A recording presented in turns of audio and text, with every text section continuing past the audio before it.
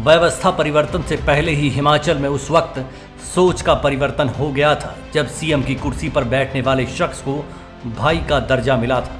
नहीं तो इतिहास खंगालने पर यही मिलता है कि परमार साहब, शांता साहब, राजा साहब, धूमल साहब और ठाकुर साहब के तमगों वाले सीएम हिमाचल को मिले थे। लेकिन जनता की सामूहिक सोच कहें या फिर सामाजिक लगाव, जब सुखविंदर सिंह सुक्खू सीएम बने तो उन्हें आम जनता ने सुक्खू भाई का खिताब दिया। आमतौर पर हिमाचल की पहचान भाई जी लफ्ज़ से बाहरी राज्यों में मात्र बोलने से ही लग जाती है। भाई जी बोला नहीं कि सामने वाला समझ जाता है कि ये कोई हिमाचली है। अब अगर कोई सचिवालय के गेट के बाहर ये नहीं पूछता कि सुक्खू साहब बैठे हैं, सुक्खू साहब आ गए हैं, कमोवेश हर शख्स ये पूछता है कि क्या सुक्खू भाई बैठे हैं, सुक्खू भाई आ गए क्या। साहबों वाले प्रचलन खत्म ही हो गया है। सरकारी व्यवस्था में परिवर्तन से पहले सामाजिक सोच में ये अपनेपन से भरा हुआ व्यवस्था परिवर्तन सुक्खू के सीएम बनते ही हो गया था। मगर जैसे जैसे सरकार का कार्यकाल बढ़ा वैसे वैसे इस छाप पर थोड़ा ग्रहण लगना शुरू हो गया।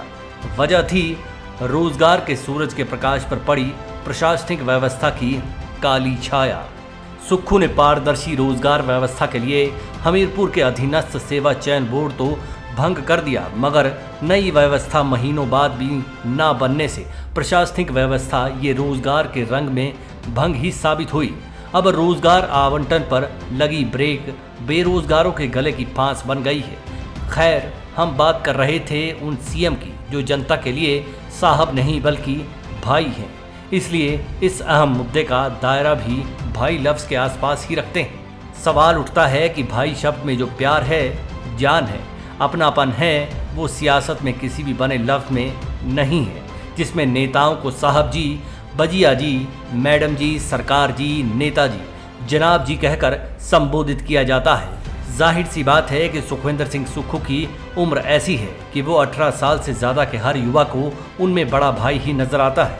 यही वजह है कि सुक्खू ना तो सीएम नज़र आते हैं और ना ही साहब नज़र आते हैं, तो सिर्फ और सिर्फ सुक्खू भाई। आम आदमी की तरह सुक्खू का आधार आम परिवार ही है। ऐसे में सुक्खू बकाया मुद्दों को थोड़ा सा ताक पर रखकर रोजगार के मुद्दे को तरजीह देते हैं, तो असल में भाई शब्द का मर्म और अपनापन हिमाचली सामाजिक व्यवस्था पर सटीक उतर जाएगा। रोजगार की बयार बहती है तो बड़े भाई की तरह छोटे भाई बहनों के लिए ही लाइफ टाइम गिफ्ट होगा। यहाँ ये जिक्र करना भी ज़रूरी रहेगा कि अफसरशाही को तो भाई कहता है। ये लोग अपनी जॉब के दौरान सर ही रहते हैं और रिटायरमेंट के बाद भी इनका सामाजिक रसूख नाम मात्र का ही रहता है। बहुत कम अफसर ऐसे होते हैं जिन्हें रिटायरमेंट के बाद जनता सिर आंखों पर बिठाती है, मगर जिन्हें समाज मान सम्मान देता है उसमें कोई कमी नहीं रखती है।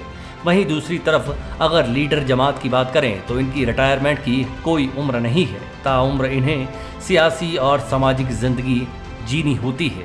ऐसे में भाई जैसे हक रखने वाले शख्स सामाजिक रिश्ते में जिस तरह से युवाओं ने सियासी जान डाली है, उस रिश्ते का भविष्य में मजबूत होना ज़रूरी है। विभिन्न पद स्वीकृत हैं और इन पर सिर्फ युवाओं को बिठाना बाकी है। अगर इन बेरोजगारों को रोजगार से जल्द जोड़ दिया जाता है तो भाई लफ्ज़ में शुमार प्यार और भरोसे का जोड़ और भी मजबूत हो जाएगा। आखिरकार माता पिता के साथ बड़े भाई का भी ये जिम्मा बनता है कि वे छोटों को रोजगार से जोड़े। जगत सुक्खू भाई बन चुके सीएम सुखविंदर सिंह सुक्खू पर बेरोजगार जगत की आस भी टिकी हुई है। उम्मीद करनी चाहिए कि सुक्खू भाई जल्द ही छोटे भाई बहनों को बड़े भाई की तरह रोजगार मुहैया करवाएंगे और अपने मातहत काम कर रहे अफसरों को ये आदेश देंगे कि रोजगार के रास्ते को साफ करें, ताकि उन्हें रोजगार देने वाले सीएम का सबसे बड़ा खिताब उनको इनके छोटे भाई बहन दे सके। भाई वाला तमगा तो सुक्खू के पास है ही। Manish Rao, black and white news.